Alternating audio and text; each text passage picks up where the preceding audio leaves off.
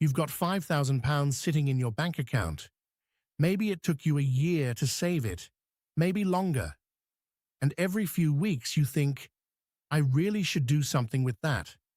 But then you open Google, type what to do with savings UK, and you're immediately hit with a wall of jargon, ISAs, index funds, premium bonds, interest rates, and you just close the tab. So the money sits there, doing almost nothing. Here's the thing. You're not bad with money. You're just missing a clear, simple order of operations. And that's exactly what this video is. By the end, you'll know precisely what to do with your £5,000, step by step, in the right order, and you'll actually understand why. Let's get into it. Before you do anything with this money, there's one question that changes everything. Do you have any high-interest debt? I'm talking credit cards, overdrafts, buy now, pay later balances, anything with an interest rate above roughly 6%. Here's why this matters. Let's say you have a credit card charging you 22% interest, which is completely normal in the UK right now. If you take your £5,000 and put it into a savings account earning 5%, you're gaining 5% on one hand and losing 22% on the other. You're going backwards. Paying off high-interest debt is investing. It's just a guaranteed, risk-free return, equal to whatever interest rate you're paying. There is nothing in the market that gives you a guaranteed 22% return. So, if you have high-interest debt, use your £5,000 to clear as much of it as you can. That's step 0, and it's non-negotiable. If you don't have high-interest debt, great. You're in a genuinely good position, and we move on. Before you invest a single pound, you need an emergency fund. This is money you can access immediately if something goes wrong. Redundancy, boiler breaks, car dies, whatever life throws at you. The rule of thumb is 3 to 6 months of your essential outgoings, rent, bills, food, transport. Not your full salary, just the bare minimum you need each month to survive. If your essential expenses are £1,500 a month, you're aiming for £4,500 to £9,000 in cash you can reach instantly. Now, where do you keep this money? Not in your current account. It'll get spent. You want an easy access savings account with a decent interest rate.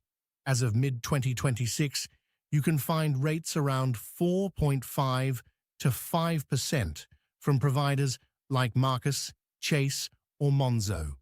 That's not glamorous, but it beats 0.1%. Once your emergency fund is covered, whatever is left over, that's the money you start doing interesting things with.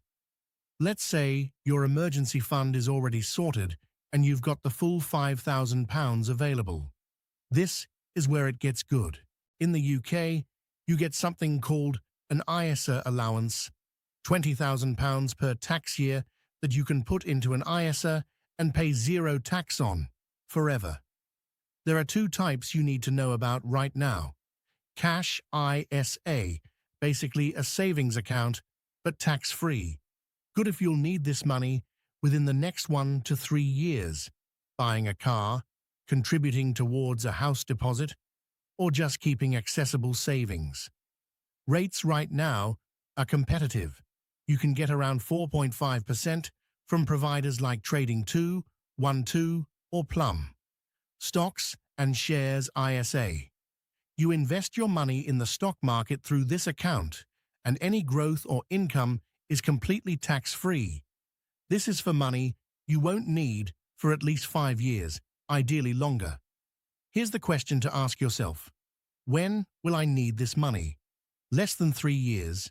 Cash ISA. 3 to 5 years or more. Stocks and shares ISA is worth considering. No specific timeline, just building wealth.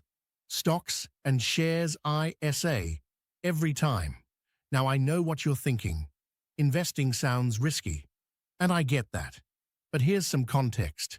A globally diversified index fund, which is basically a fund that owns tiny slices of thousands of companies across the world, has historically grown around 7 to 10% per year over the long run.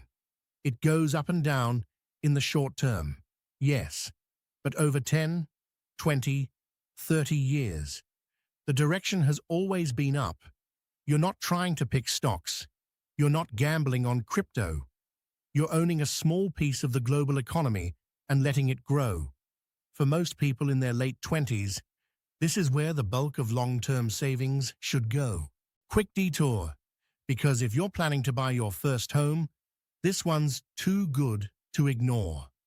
The Lifetime ISA, or LISA, lets you save up to £4,000 per year, and the government adds a 25% bonus on top. That's free money. Genuinely. It's one of the most underused benefits in the UK personal finance world. The catch? You can only use it to buy your first home, worth up to £450,000, or for retirement. If you withdraw for any other reason, you lose the bonus and pay a penalty. So it's not for your emergency fund. But if you're planning to buy, in the next few years, putting some of your £5,000 into a LISA before anything else could be the smartest move you make.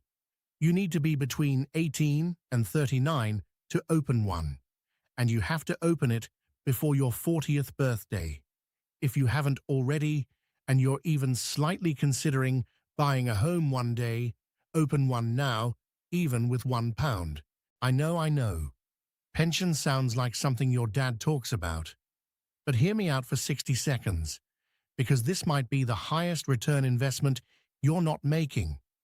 If your employer matches pension contributions, say they'll match up to 5% of your salary, and you're not contributing at least that much, you are leaving free money on the table every single month. That employer match is an instant 100% return on your contribution. Nothing else comes close. Now your pension is separate from your £5,000 savings. It comes out of your paycheck. But if you've been defaulting to the minimum contribution, it's worth checking whether increasing it slightly would cost you much after tax relief. Often, it's less than you'd think. At your age, time is the single most powerful thing you have when it comes to money. Compound interest is exponential. Money invested in your late 20s has 30 or more years to grow. The same amount invested at 40 has less than half that time. I'm not saying max out your pension and sacrifice everything else. I'm saying make sure you're not leaving the employer match on the table. Let's bring this back to your £5,000 and give you a concrete order of operations. Step 1. Clear any high-interest debt first. Step 2. Make sure you have 3 to 6 months of expenses in an easy-access savings account. Step 3. Check you're getting your full employer pension match. Step 4. If buying a home, open a Lifetime ISA and contribute up to £4,000. Step 5. Invest the rest into a stocks and shares ISA, a simple global index fund. Here's what this might look like in practice. Say your essential monthly expenses are £1,500 and you've already got £2,000 set aside. You need another £2,500 to hit a 3-month emergency fund minimum. That leaves £2,500. You're planning to buy a flat in the next few years, so you put £2,000 into a Lifetime ISA. The government immediately adds £500 to that. The remaining £500 goes into a stocks and shares ISA in a global index fund. Simple. No stock picking, no timing the market, no stress. The specific split depends on your situation, your timeline, your goals, whether you rent or own. But the framework is the same for almost everyone. Here's the honest truth about having £5,000 saved. Most people your age don't have it. The fact that you do, and that you're thinking about what to do with it, already puts you ahead. You don't need to be perfect. You just need to make one or two good decisions and let time do the rest. To recap, kill high-interest debt, build your emergency fund, max your employer pension match, consider a lifetime ISA if you're buying a home, and put what's left into a stocks and shares ISA. That's it. That's the whole plan.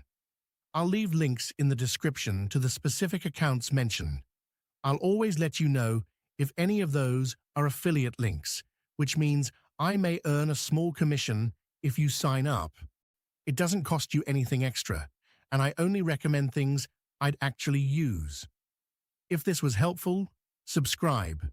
We cover exactly this kind of stuff every week. No fluff, no jargon, just the things you actually need to know. See you in the next one.